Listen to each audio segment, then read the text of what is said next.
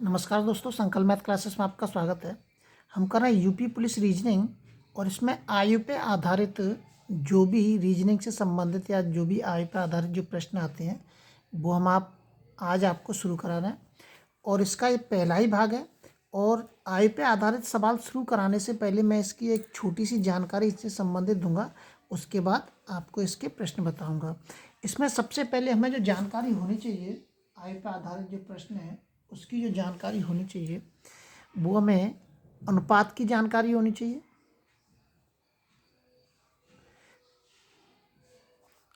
सबसे पहले हमें अनुपात की जानकारी होनी चाहिए।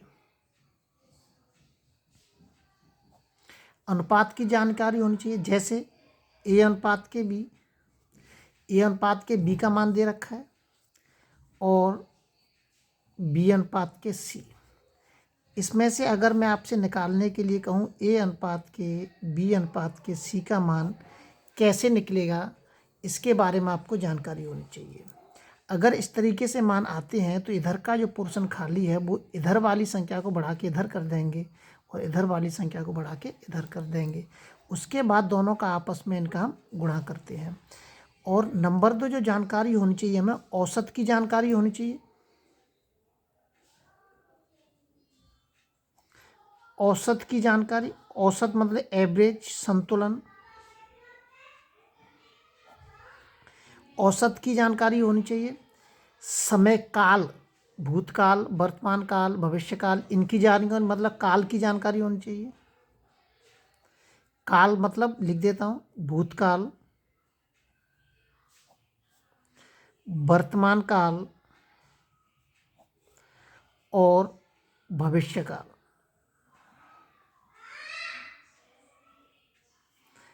इनकी आपको जानकारी होनी चाहिए।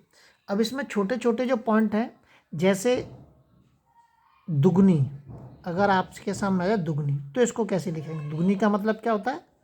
2:1 या 1:2। अगर आ जाए तिगुनी, क्या लिख दें? तिगुनी। तिगुनी का मतलब 3:1। 1/3 क्या आ जाए? 1/3। 1/3 का मतलब 1:3। 1/4 या 1/3, 1/4 आ जाए तो 1:4। ठीक है। अगर आ जाए 2/3, 2/3 का मतलब 2:3। 3/4,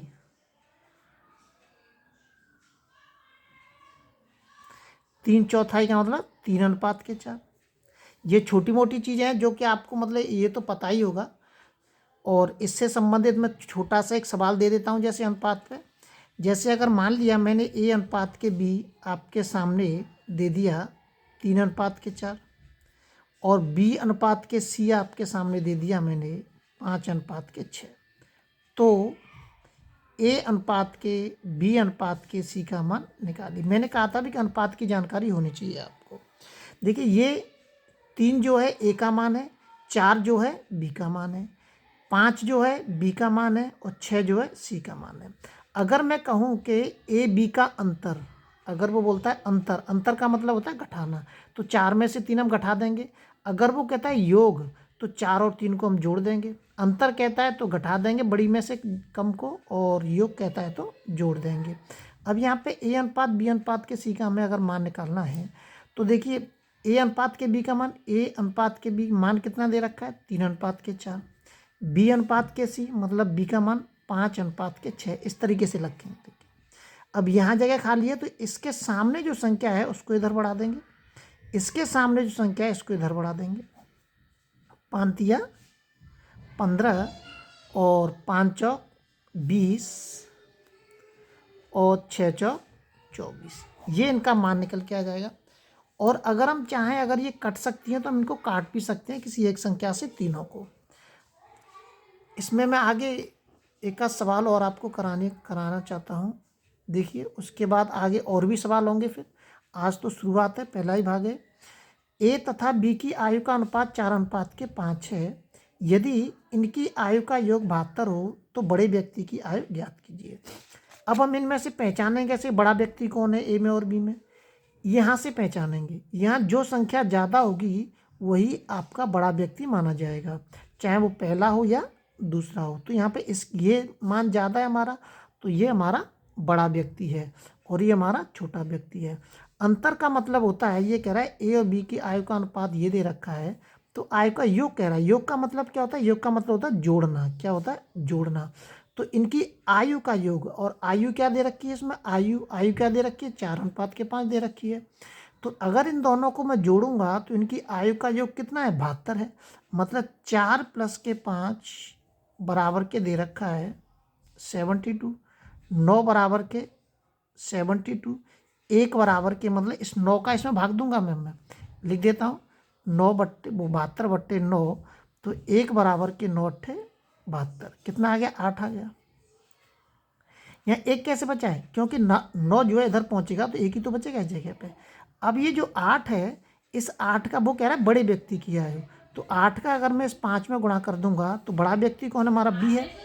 तो 8 बी में गुणा कर दूंगा इसका, मैं बी की आयु निकालूंगा। 5 × 8 × 40। बड़े व्यक्ति की आयु कितनी आ जाएगी? 40 वर्ष आ जाएगी। अगर वो पूछता है छोटे व्यक्ति की आयु ज्ञात कीजिए, तो 8 का गुणा कर दूंगा इसमें, 8 × 4 = 32, तो 32 वर्ष आ जाएगी इसमें। अगला सवाल देखते हैं। अगला जो सवाल दे रखा है आपके सामने,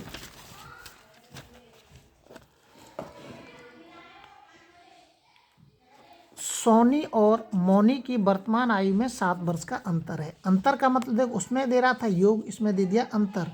अंतर का मतलब क्या होता है? घटाना। यदि मोनी की आयु सोनी की 2/3 हो, देखिए मोनी की जो आयु है वो सोनी की आयु की कितनी है? 2/3 है।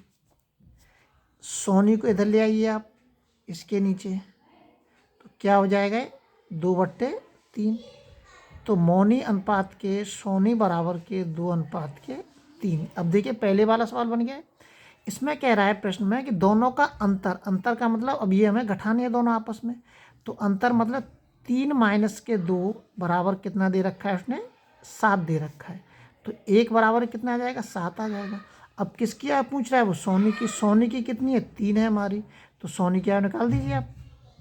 3 × 7 बराबर के 21 वर्ष। और अगर पूछता है वो मोनी की आयु, तो मोनी की आयु में 2 में गुणा कर देंगे, मोनी की आयु आ जाएगी। अगला सवाल देखते हैं। अगला जो सवाल दे रखा है हमारे सामने, टीना और मीना की वर्तमान आयु में 5 वर्ष का अंतर है। अंतर का मतलब वही हो गया घटाना। अब ये क्या है? टीना की आयु मीना की आयु टीना की आयु की, मतलब मीना की जो आयु है वो टीना की आयु की कितनी है? 3/4 है। तो मीना बटे टीना नीचे आ जाएगा 3/4। अनुपात के रूप में लिख लीजिए आप, और न भी लिखें तो कोई परेशानी नहीं है। अब वो प्रश्न में शुरुआत में कह रहा है अंतर। अंतर का मतलब क्या होता है? घटाना। तो दोनों की आयु दे रखी है, इसको क्या करेंगे? आपस में हम क्या करेंगे? घटाएंगे। जैसे ही मैं घटा दूंगा तो ये घटाना किसके बराबर हो जाएगा? 5 के बराबर हो जाएगा। तो 1 बराबर कितना हो जाएगा? 5 हो जाएगा। अब वो किसकी आयु पूछ रहा है? टीना की आयु। टीना की आयु कितनी है? 4 है हमारी। तो टीना की आयु अगर मुझे निकालनी है तो 4 में मैं 5 का गुणा कर दूंगा, टी बराबर क्या आ जाएगा आपका? 20 वर्ष। देखिए आयु से संबंधित जितने भी सवाल होंगे, जितने भी टाइप के सवाल होंगे, मैं इसी में बता दूंगा, ताकि बाद में मैं मतलब मैथ के साथ भी आपको बताने की ज़रूरत ना पड़े। आयु से संबंधित जितने टाइप के होंगे वो सब बता दूंगा मैं। अगले वीडियो में आपसे फिर मिलते हैं। वीडियो अच्छा लगे तो शेयर और सब्सक्राइब जरूर करें।